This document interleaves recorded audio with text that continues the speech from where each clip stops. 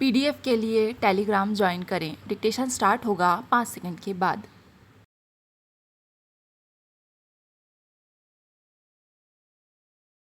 महोदया, यह बड़ी अजीब बात है कि समाज के जिस वर्ग ने इस पूरे समाज की सर्वाधिक सेवा की हो, वह उन्हीं लोगों द्वारा सर्वाधिक प्रताड़ित किया गया।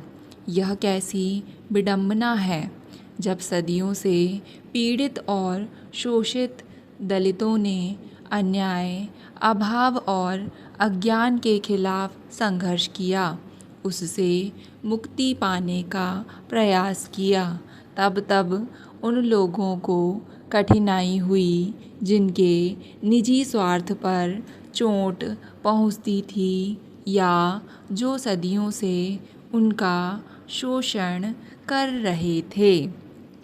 यही कारण है कि हिंदुस्तान में जहाँ भी दलित वर्ग के लोगों ने आत्मसम्मान के लिए आगे कदम बढ़ाने की कोशिश की, उनको अपमानित होना पड़ा, प्रताड़ित होना पड़ा। अतीत में जो भी घटनाएं घटी हैं, वे सब निंदनीय हैं, लेकिन उनका सहारा लेकर जो कुम्हेर में हुआ, उसके लिए प्रशासन को या राज्य सरकार को दोषी न ठहराया जाए, यह बिल्कुल तर्कसंगत नहीं है। महोदया, नारायणपुर की एक घटना ने झकझोरा है। हालांकि यह एक छोटी घटना थी, लेकिन अगर एक व्यक्ति की भी जान जाती है तो बदकिस्मती होती है। इसलिए मैं छोटी घटना नहीं कहूँगा। उसमें उत्तर प्रदेश की सरकार को बर्खास्त कर दिया गया। महोदया, अभी कुछ वर्ष पहले इज़राइल के सैनिकों ने लेबनान में PLO शरणार्थियों के 2 कैंपों में महिलाओं और बच्चों पर जब आक्रमण किया तो इज़राइल के यहूदियों ने राजधानी तेल अवीव में प्रदर्शन करके प्रधानमंत्री को मजबूर कर दिया कि रक्षा मंत्री त्यागपत्र दें। उनका तर्क था कि अगर हम आज निहत्थे लोगों की हत्याएं कर रहे हैं तो हम में और हिटलर में क्या फ़र्क था, जो यहूदियों की हत्या कर रहा था।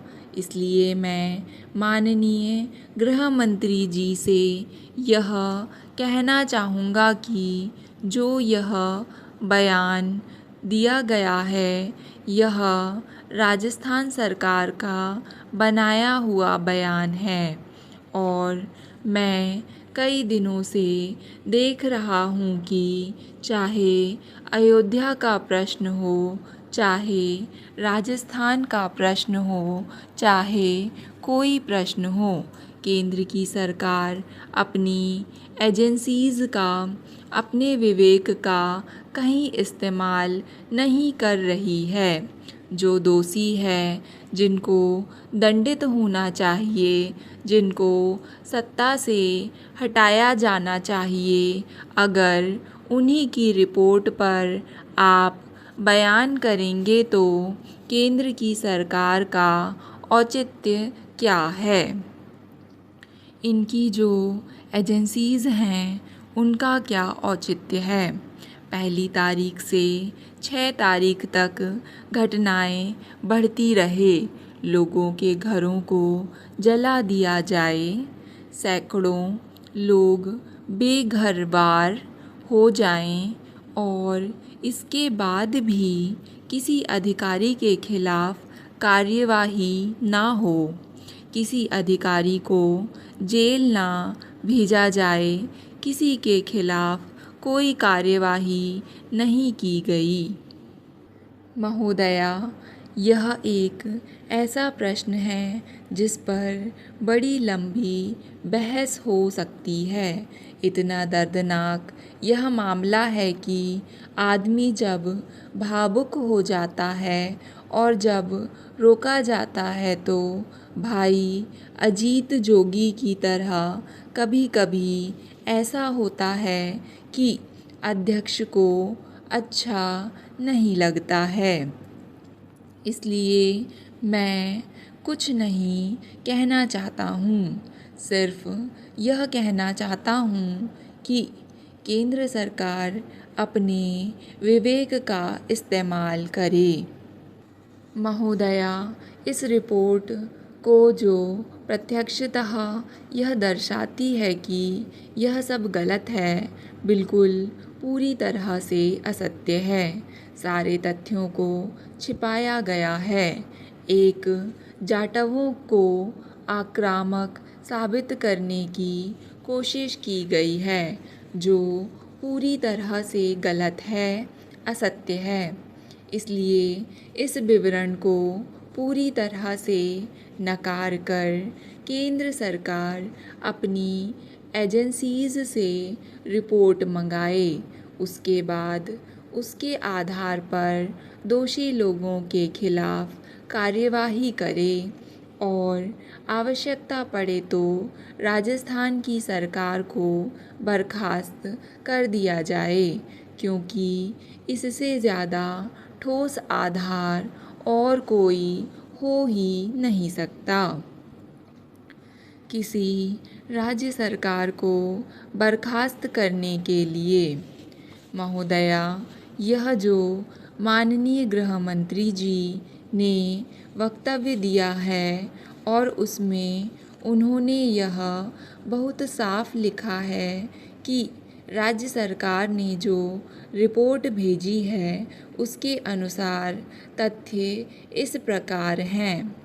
मुझे हैरानी हुई यह वक्तव्य पढ़कर, क्योंकि 10 जून को कांग्रेस अध्यक्ष श्री नरसिंह राव जी ने इस कुम्हेर कांड के तथ्यों की जानकारी के लिए एक कांग्रेस समिति का दल भेजा था और 4 सदस्यीय दल में मुझे भी वहां जाने का मौका मिला था और शायद यह पहला दल था।